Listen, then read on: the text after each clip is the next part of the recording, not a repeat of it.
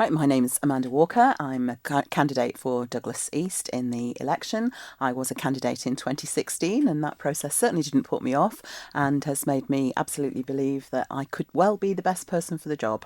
Okay, give me a little bit about your background. I've got 36 years as a teacher. I've spent the last 8 months working with young offenders and children in care, which I deliberately did, knowing that I was going to do this because I felt it would be very, very pertinent and valuable experience, because I think we have an awful lot of issues that need resolving around mental health and young people that have been strongly exacerbated by the pandemic. And I also think we have a major, major issue with the drugs problem on the Isle of Man and a lack of investment in youth services. So they're things that I feel very passionately about. It's a whole range of other things, but I think young people have been my life's work and it's my predominant interest. Okay, is Douglas East your home territory? Is that where you live? I've lived in Douglas East since I came to the Isle of Man back in 1999. I've actually lived in the same house, in the same street the whole time, and I very much feel embedded in the community, and I feel that as things are currently organised, it's really important to have a local person representing the area. I don't think that's how it should be in the long term, but as that's what we're currently faced with, then I think it really is essential and important to have somebody who understands the issues in the area, because they actually experience it day by day, every day, and I've done so for over 20 years. After being rejected 5 years ago, what made you stand up again this time? I don't view myself as rejected last time. I got a significant number of voters. It was my first attempt. I didn't know the procedures terribly well. It was extremely difficult to get hold of basic information like the electoral roll. It took me 10 working days to get hold of a copy of the electoral roll, which I found very frustrating, because I thought in an administration of this size, it would be very, very easy to get the logistics sorted. So the number of people that supported me last time encouraged me to try again. I've tried twice with the council, in both of the council elections, which were for Derby Ward, which largely overlapped with the old with East Douglas. In both of those times, I got a good level of support. Was beaten by political parties both times. I hope that in the future and in this election, people will actually look at the value of being an independent candidate, because I don't think we have a party political system here. I think it's far more important to actually have a balance of both gender and age and background, because we're not just forming people to represent the local area, we're forming a national government, and that national government needs to be balanced. At the moment, Douglas East in council is represented by 3 males. So there are 7 candidates, 3 of whom are male, 4 of whom are female. So I'm very strongly hoping that we get at least 1 and preferably 2 females to represent us to balance things up. Well, people will say it's regardless of gender, it's the best person for the job. Absolutely. Whether it's the keys are full of women or, Absolutely. And I think that's absolutely correct. However, I think it does reflect very, very badly if we've got entirely male representation. So I wouldn't be in favour of positive discrimination. I do think that there are, of the 4 female candidates, I think there are 3 that I would be happy to vote for. Why are people voting for men then?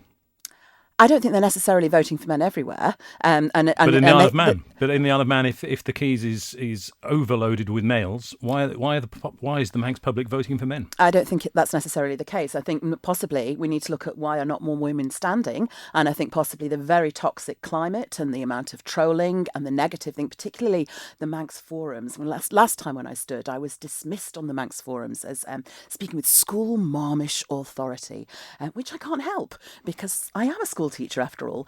I do like to think that I actually speak from a position of authority, having listened and researched and done the analysis and the evaluation, and I like to think that I have the critical thinking skills and the soft skills to be able to make informed, balanced judgments. I have a great dislike of social media, which was misrepresented last time. It isn't that I'm a dinosaur, it's that I think it's loud and shouty, and I think it creates a very toxic environment rather than an environment of informed discussion and debate and a sensible evaluation of the situation. And it leads to people thinking you are either with me or against me, and not recognising that there are a whole range of opinions and options that should be considered. So what have you changed about yourself this time, if anything, from the campaign of 2016? Well, I think I've obviously been a lot more aware of what was involved this time. So I declared much earlier. However, my declaration wasn't always picked up because I used the print medium. I think should I desire to stand again, I probably would get on board more with social media, because much as I dislike it, it is the method that people seem to be quite familiar with now and quite comfortable with. It isn't my métier, so it's not what I would particularly choose to use. I do have a background of working in newspapers as well. I worked for Eddie Shah on regional titles at one point. Let's go back to the 1980s? It's the 1980s, yes. I'm old. But I have a very young outlook. All right. In terms of your manifesto, what's changed? My manifesto has changed because I've slimmed it down very dramatically. Last time I wrote a very, very detailed manifesto, and on election night it was absolutely clear to me that clearly nobody had read it, because of the number of people that voted for me and one of the other candidates in particular. That other candidate is the absolute antithesis of everything that I stand for. So it was very clear to me that the manifesto was not the hugely important document I thought it was. I invested an awful lot of time in writing my manifesto last time. I have again this time, but I've tried to make it far more succinct. I don't think there's any point in making a whole series of highly detailed promises that you may not be able to deliver on. I think rather it's a question of identifying priorities and looking at where your emphasis would be should you be lucky enough to be chosen to represent your community. Okay, what's the major topic or the major topics then that you're highlighting? I know you mentioned a few earlier on. But, obviously with my particular background, health and education are areas that I'm extremely concerned about. I'm extremely concerned about the... Okay, you say you're concerned. Why are you concerned? I think that the last administration created a very toxic culture with the education sector. I think the long-running dispute was very much misrepresented as being solely about pay. It was far, far more complex than that.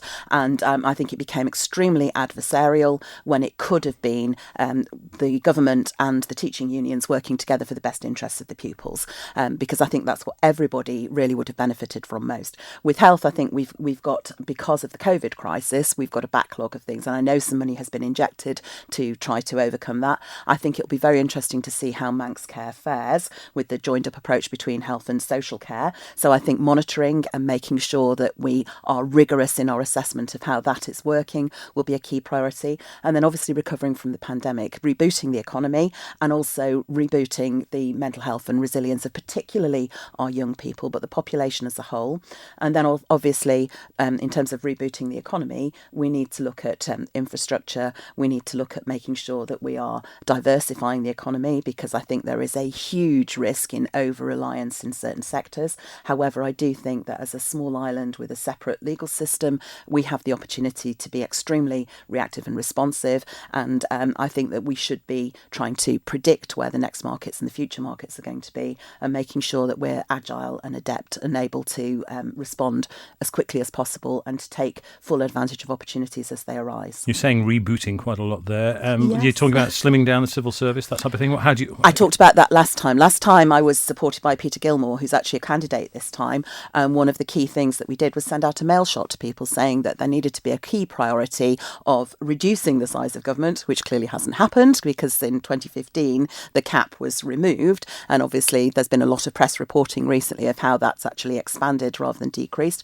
My opinion on that is the same as it was back in 2016, that we can't simply lay off huge numbers of government employees. We need to look at retraining them, and some of the obvious areas are in things like counselling and mental health, where you may well have, there's a predominantly female staff, many of them are very well suited to, and have the soft skills to be redeployed into those areas. There is a skills shortage in the IT sector as well, and again, people who've got administrative skills could, and we've got the facility of UCM, a facility which I think is very much underutilised currently, and again, because it's lean, it ought to be able to be very responsive, and it ought to be working with the Department for Enterprise and with private sector to make sure that we are actually skilling up our existing workforce, because with house prices, it's very difficult to attract people on island, and the place is still fairly obscure. So to get people to understand where we are, when a vast number of my university friends ask me if I go on day trips to France when I say I live in the Isle of Man, because they assume it's the Isle of Wight,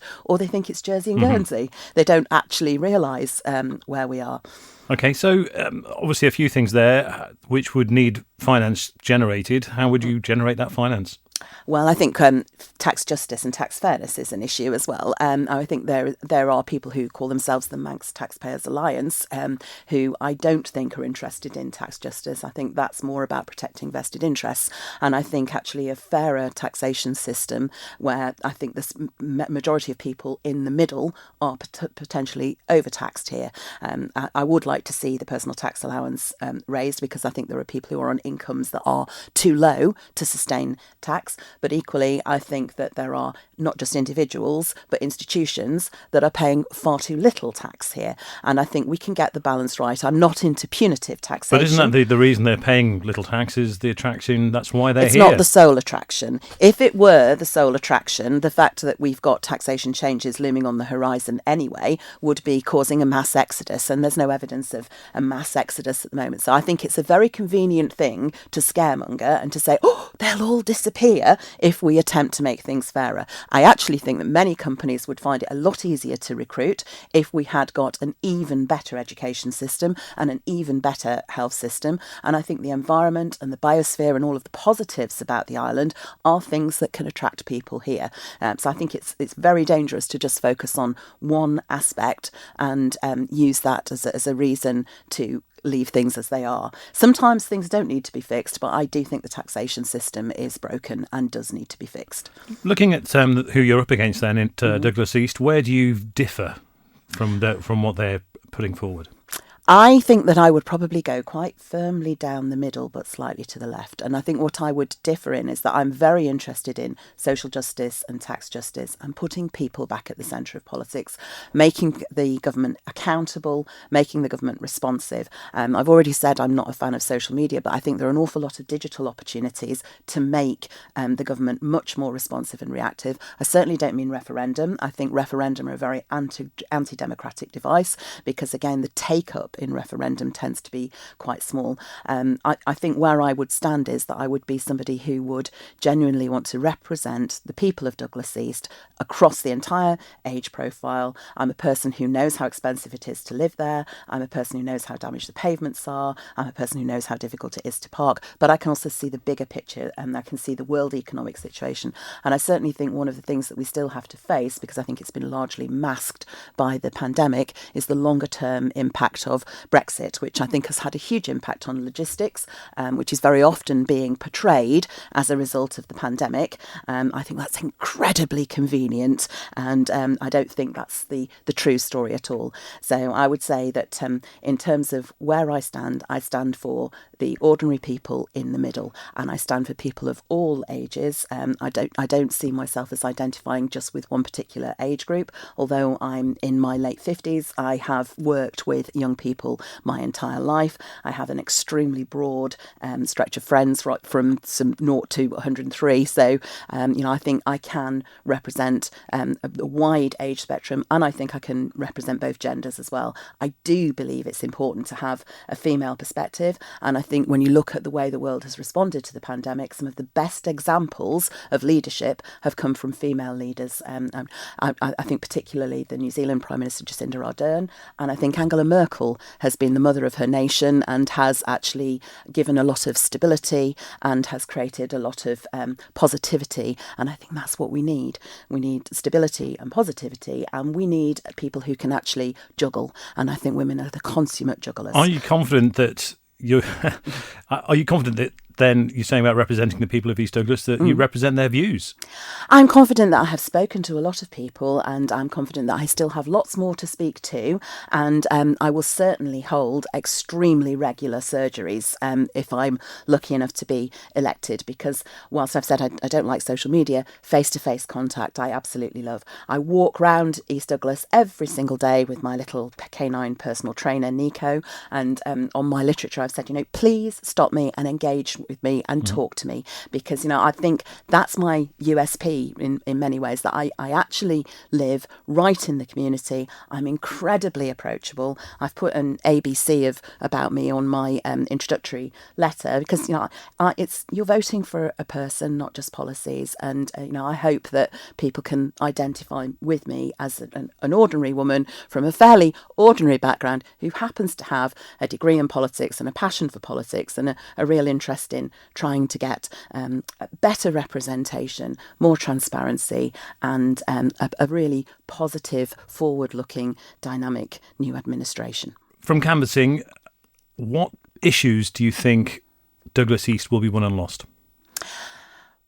I think canvassing, you get a variety of different opinions of what will win and lose it. I think it's incredibly difficult to call because there are 7 candidates. That's going to split the vote predominantly. I think it will actually be won and lost on who people choose as their second vote in large numbers of cases. And I do hope that everybody chooses to use their second vote, because one of my major concerns is that we'll have an extremely low turnout. And from that extremely low turnout, the 2 political parties that are standing will mobilise their activists, and I think that will give a skewed, inaccurate and distorted result, which is what I think we've had in both of the recent by-elections, that we've had a very, very low turnout, very, very high levels of activist involvement, and you get an unrepresentative, skewed vote. You get people elected on the basis of the activities of organised parties. Is there a possibility that some of the independent candidates you'll be up against then will be taking votes off each other, pursuing the same policies and letting the political parties in? I think it's always very, very difficult, because I think independent candidates, if you look at people's manifestos, they know what people want to hear. So they will all say broadly the same things. What we don't have at the moment, and I think why some people prefer political parties, is that they think if you're part of a political party, you've got an agreed set of policies that have been published in a party manifesto or a party document, and that gives a greater degree of accountability. To an extent it does. However, what it also creates is a straitjacket. And as we've seen in the last 18 months, you actually need an administration that's able to react quickly and be pragmatic and be resilient against changing circumstances. And that's what I think I offer that's a unique thing, given my background and given the environments that I've worked in. I have worked in a very wide range of environments, not just in school. I've worked in advertising sales, I've worked in newspapers, I've worked in sales for the fish and game industry. So I think I've had to respond and adapt, and I think I have the academic acumen and ability, the evaluative skills, the analytical skills to be able to process an awful lot of information and make informed, pragmatic judgments that would also be informed by regular updates from the electorate, because I don't intend to be put in there for 5 years and then never listen to somebody ever again. I intend to continue listening throughout the 5 years and not just knock on doors and hold surgeries. My door is at 15 Hillary Park in Douglas East, and I welcome people knocking on my door or stopping me when I'm out walking Nico. I know that I will be public property to an extent, and I'm absolutely prepared for that.